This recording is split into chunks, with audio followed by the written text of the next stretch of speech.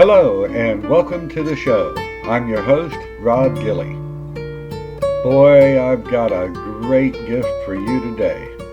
Today, Anatoly Molotkov will read his amazing poem, The Melting Star. You don't want to miss this. It's really something special.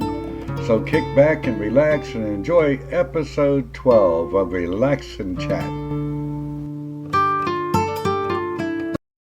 Hi, Anatoly. How are you doing today?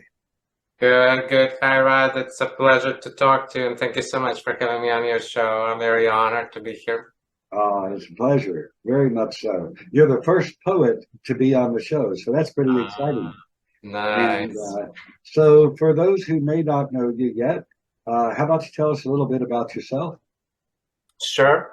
My name is Molotkov, or Anatoly Molotkov. I actually write poetry and prose, and maybe we'll talk about that a little later. But I have been a writer of both fiction and poetry since my teenage years, really, since I was about 14 or so. And I have a life story that's probably different than many people. I was born in the USSR. Those of our listeners who are old enough probably know what the USSR was. If you're much younger than me, then you might not know what it is. The USSR, the Soviet Union, is a totalitarian regime, and that's where I spent the first 22 years of my life. And then in 1990, I decided I was done with that, and I couldn't stand it anymore. So I left, and I immigrated to the United States. So that was 1990, quite a while ago. It's way more than half my life. I have lived in New York State. I lived in the Bay Area, San Francisco and Berkeley. Now I live in Portland, Oregon. And the other thing I've done, I've had to face since moving here, was to switch the languages, because I was originally writing in Russian, and I spent a good 10 years writing in that language. But then I decided it was not practical to continue writing in Russian while living in the States. So back in 1993, I decided, okay, I'm cutting off the Russian part. I'm going to start writing in English. And so that's been another challenge for me, of course, to master that language better and able to write on it. So yeah, now it's at the point where I've been doing it for a while. I have some publications folks can find online if they Google my name, 4 poetry books, and we can talk a little more about this one called Future Symptoms. That's my last, and there are 3 more. There's some prose coming out, prose books coming out in the future. It took me longer to place them, but as any writer of prose knows, it of course takes so much longer to write a novel. So really 99% of my time is spent writing prose. Sometimes, here and there, and write a poem. I just got more luck with poems sooner, so, and a couple of books published. So yeah, this is my this is most of my story. I also like music. I released a CD some years ago, the visual art. But in my later years, I figured, well, I'm getting old, I can't really catch up with it all. So it's like, I really have to just write. That's going to be my focus now. So that's kind of my brief story. Oh, well, very, very fascinating. I mean, you've traveled quite a lot and come quite a long way. And there's no way I could try to write a novel in another language. So I salute you. That's got to be very hard. Thank you. I've been practicing.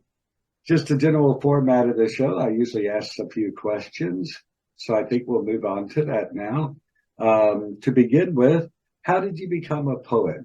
What was the beginning of your life as a poet? So when I was a teenager, as I said, I found that I was so impacted by other art, by books I was reading, by films I was watching. So we read a lot of Russian classics like Turgenev and Tolstoy, but we also had access to books like Ernest Hemingway. I was just so transformed from literature, from the films like Andrei Tarkovsky's, who is a preeminent Russian filmmaker. I'd just be different. It was so impactful that I realized if I wanted to do maximum with my life, I'd have to do that too. I'd have to do storytelling. So being a filmmaker was difficult in the Soviet Union because everything was ideological, and so you'd have to toe the party line. You need a crew, but you could do your writing on your own any place you are. So I ended up being a writer. I couldn't make it into the filmmaking world, but that's really what my start was, from deciding that I was so moved by it. Even though I was supposed to be a mathematician, my parents were both math professors, and I had good skills for it as a kid, but I was like, no, that's too dry. I can't do this all my life. So that was really the beginning of it for me. Very nice. Yeah. At what point did you decide that you wanted to make writing poetry your career? So it's a really interesting question, because I really don't think of it in terms of career. Oh. First of all, of course, people don't make a lot of money as a poet. So in that sense, it's not, you don't make a living as a poet. Even prose writers, I think most do something else. But in poetry, certainly everyone who's a poet has some other source of income. So when I'm thinking about literature, poetry, prose, I think of it as a pursuit, as a lifelong pursuit, as a dedicated effort that might help somebody, might give somebody joy, but not necessarily as career. So it's kind of course, I want to achieve things and I want to get published. So in that sense, there is a sort of career that's happening, but that wasn't really ever the way I viewed it, especially considering I had to get to it through these circuitous routes and immigration and all that. Yeah. So the bottom line that I'm getting is that chasing a buck was never really your goal. Not in the literary world, no. I don't know how that could be possible. Yeah. Do most of your poems come from within you, or do they come from a reaction to things or happenings in life around you? I love that question. I was thinking about it quite a bit. Initially, I was going to say, well, could be this way, could be that way. But the more I thought about it, the more I realized that the world is there first. The world is there. We enter it as children, and then really everything we do is in reaction to the world in some way or another. So after some thinking, I would say it's that. And of course, you don't always immediately react by writing a poem when you see something happen. Sometimes you might write one about something you saw 20 years ago, or maybe it's something that you saw once and then you saw second occurrence of a similar event, and it kind of clicks together. So I think it's always in reaction to the world, but the reaction to the world is ongoing in my head, and it continues even when I'm in my house, so it's always that, but it's kind of like this churning mess, a mix of the world in my head that I'm reacting to. Oh, and then that finds its way to paper in either prose or Right, at the right moment, I grab on from the right end and start working on it. Yeah, sounds cool. Okay, do you try to follow the literary rules of poetry, or do you let the words pretty much land on the page as they will? It's more of the second. It's more of the let them land as they will.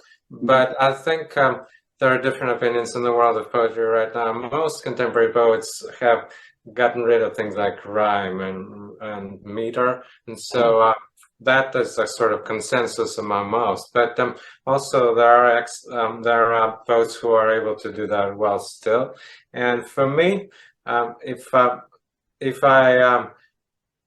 there are any rules that I would follow, would be the grammar rules. So if I will break grammar, it's on purpose. I don't want to be that kind of poet who doesn't have grammar skills and just writes whatever. And so if I break grammar, I do it on purpose. That's really the only constraint I operate with. And then there are other formal constraints, like how do you position a poem on the page? You can have very short lines, or you could have big blocks of prose poems. So I tried all these different methods to lay out the poem on the page and see how people react to them. And depending on what the poem talks about, I might deploy either of those methods. Oh, I see. Yeah, I have very little knowledge The rules of poetry, literature that I even refer to come from many years ago when I was in high school. And I sent you an example of a poem that I wrote that I'm sure it seemed like an 8-year-old wrote it because, I have no skills in that area and very little knowledge of the rules. I remember something about so many syllables in a line, so many sentences in a stanza. I can't remember more than that, but I know it would have made writing poetry miserable for me. Even in writing prose, I'm a pantser. I just like to let it go. And Right. I would think poetry generally is more emotional. And I would think you'd almost have to let your emotions flow without the restrictions of a bunch of rules. Would you say that's pretty true? In general, initially, yes, I would say that you kind of jot things down. Maybe you don't put every comma in the right place. And it's often I'll be crying when I write a poem or when I'm editing it. With prose, that happens too, but more of it is just let me write out this scene where it's realistic. You're not really as emotional each moment of that. Yeah. So definitely with poetry, sometimes it's just like, oh, just get these thoughts on the paper, and I'm tearing up and that kind of thing. Yeah. Well, as a gift to the audience, I thought it would be wonderful if you would read one of your poems for the audience and for me as well. Would you like to read one of your poems? I'd be delighted to.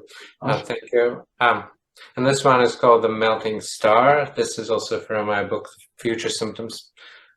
The Melting Star. That grimace, the way you bite your lower lip, the pain is back. Any day we'll pack a suitcase.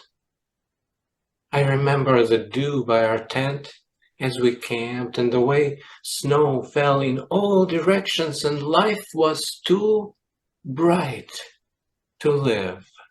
The world described in so many ways fit its shifting meaning. You caught a snowflake in your palm. Look here, a star. Oh, that's beautiful.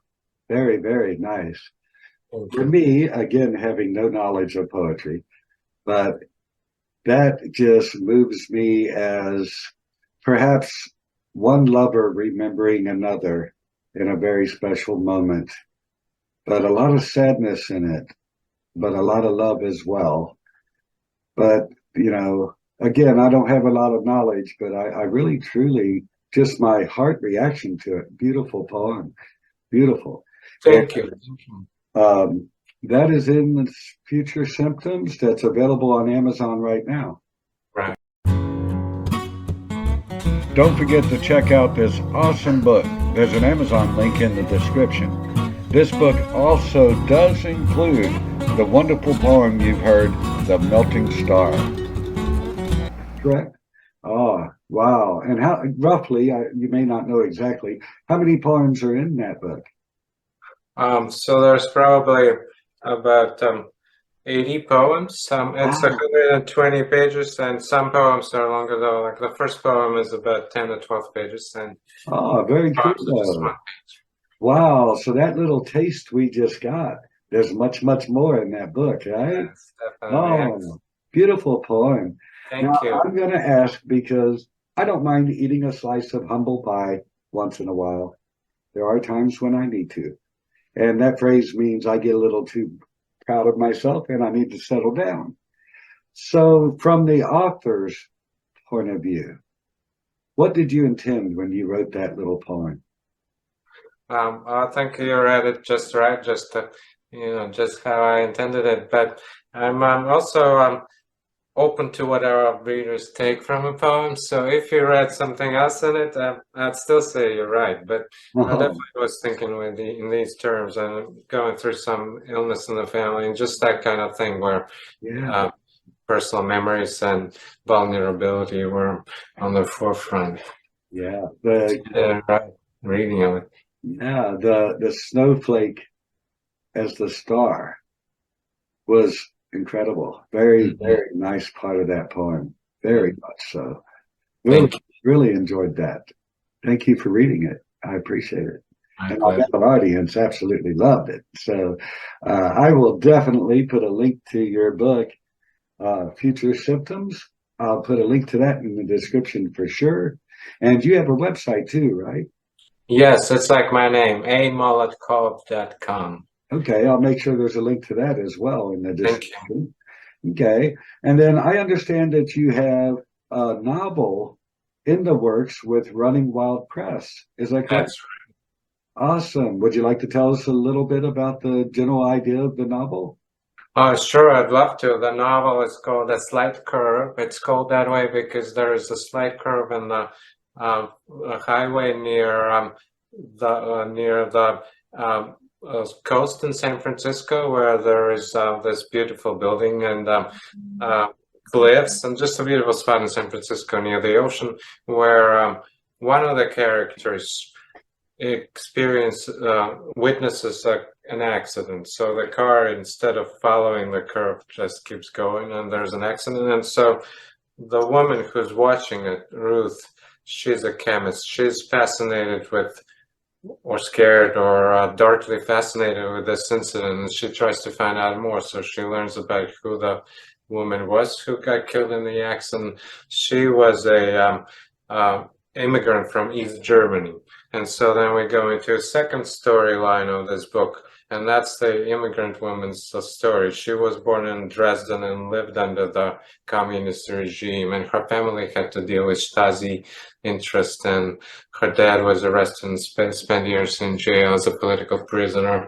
So she's still very much struggling with that when the events occur in San Francisco 2003. And so we continue into storylines. The chemist Ruth is trying to figure out what happens as she meets the or I should say, the husband of the woman who died, and they start discussing things. And there are other events that happen that kind of tie together loosely, where neither character really knows the full story, but the reader gets to see what happened. It talks about history, it talks about secrets and the damage secrets could cause, and it talks about caring for one another. So, like your poetry, your prose, you just can't help it. It's emotional, isn't it? Yes, it's definitely. What you just described sounded very emotional, and I bet that's going to be wonderful. You don't yet have a release date for that novel, though, right? No, not yet, not yet. Okay, well, when you get a release date, you come back on the show and we'll tell the world about it. I'd love to. Thank you. And Future Symptoms. Wow, I can't even imagine a book that is packed with poetry of that level. I'm definitely going to get me a copy, and I'm sure James is going to want to as well. I should send you a free copy. The poem you read was just absolutely wonderful, The Melting Star. Really, really enjoyed that. Very kind of you to have me read it. Thank you. I appreciate you experimenting with our first poet in your series. I'm really honored to be in that position. Yeah, it's a joy to bring someone with your talent to the audience. I'm sure they're very much going to enjoy it, and I'm glad Relax and Chat can play a small role in introducing you, because you definitely have considerable talent and skill in your craft, and it's pretty awesome to just be a part of this, Very nice. All right, now this part of the show I think is pretty special. I sort of sit back and hush and give you an opportunity to say hello to the audience directly. So you may promote your website, your book, any upcoming events, whatever you feel like speaking about to the audience. You may go your way. Okay, thank you, Rod. Hi, folks, and thank you so much for watching this video with us. And it's just an honor to me to have anyone express interest. I love getting in touch with people as well. I'm on Facebook. You can find me under Anatoly Molotkov, and I have almost 5,000 friends. I have engaging discussions with folks on Facebook. Trying to get on Twitter too, but it's been shaky lately. So I love when people engage. I love when people reach out. Um, I do look forward to sharing my prose with the world as well. So far, if you can Google, you can find some nonfiction and some fiction and a lot of poetry if you're interested. And yeah, I'm always interested in hearing back from people and um, engaging in any kind of exchange of ideas or discussions. So please reach out at amolotkov.com or on social media. Rod, thank you so much. That was just a real pleasure to chat. Yeah, relax and chat. That's the whole idea of this show, to introduce you to the audience and to get to know more about you. Is such a pleasure. And when your novel does get a release date, I honestly do hope you'll come back on the show so we can tell everyone about it. And Absolutely. like I said, I will have a link to Future Symptoms as well as a link to your website down in the description. So anyone who watches this will be able to connect directly and they'll be able to see more about your book and your website. So that'd be really cool. Nice. I'm not really very much connected on Facebook. My wife is, and I sometimes drop a little ad or something on there. But I am on Twitter, and I'll, say hi to you from time to time. And, again, I truly want to thank you for doing the show. It's been such an absolute pleasure. Thank you. Thank you. It's been an honor and a pleasure to me. All right. Well, I'll see you next time. Yeah, take care. Thank you.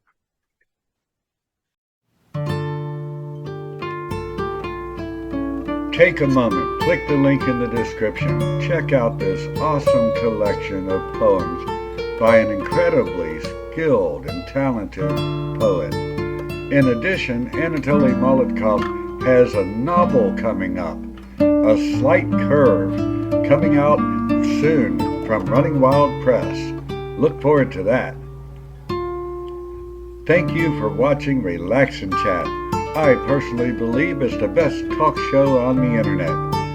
I may be a little biased as I am the owner, but I do think it is a really good show. So please subscribe so you don't miss a single episode. Have a wonderful day.